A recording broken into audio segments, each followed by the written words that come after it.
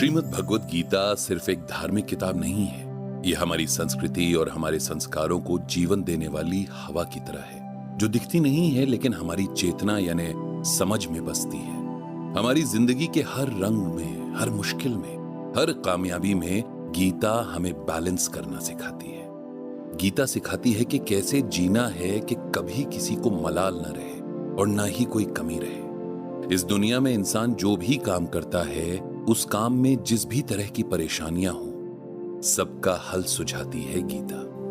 अब जैसे बिजनेस को ही ले लीजिए, नया शुरू करना हो या पुराने को आगे बढ़ाना हो, नुकसान के भंवर में डूबते हुए को उबारना हो या कामयाबी की उड़ान उड़ते बिजनेस को ऊंचाइयों पर संभाल कर रखना हो, जाने कितनी मुश्किलों का सामना करना पड़ता है एक बिजनेसमैन को। लेकिन अगर आपको पता हो कि इन सब मुश्किलों का हल भगवान श्री कृष्ण ने हजारों साल पहले ही गीता में बता दिया था, तो आप कहेंगे वो कैसे? इसी सवाल का जवाब इस ऑडियो बुक में है। जवाब बिजनेस के उन तमाम सवालों का जो कई बार ना पता होने पर अच्छे खासे चलते काम को डुबा देते हैं, तो कई बार जिन जवाबों के ना मिलने से लोगों के हौसले ही टूट जाते हैं। एग्जाम्पल के तौर पर हमने जाने कितने लोगों को बिजनेस में अपने पार्टनर के धोखे की वजह से बर्बाद होते देखा है, और कितने बिजनेसेस को आने वाले वक्त की चाल ना भांप पाने की वजह से फेल हो जाते हुए देखा है।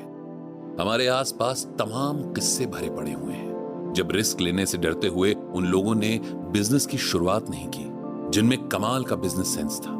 और ऐसी केस स्टडीज भी हैं जहां ओवर कॉन्फिडेंस ही बिजनेस का दुश्मन बन गया। ऐसी ही कई सिचुएशंस को अच्छे से हैंडल और उनसे डील करने का रास्ता सुझाती है गीता।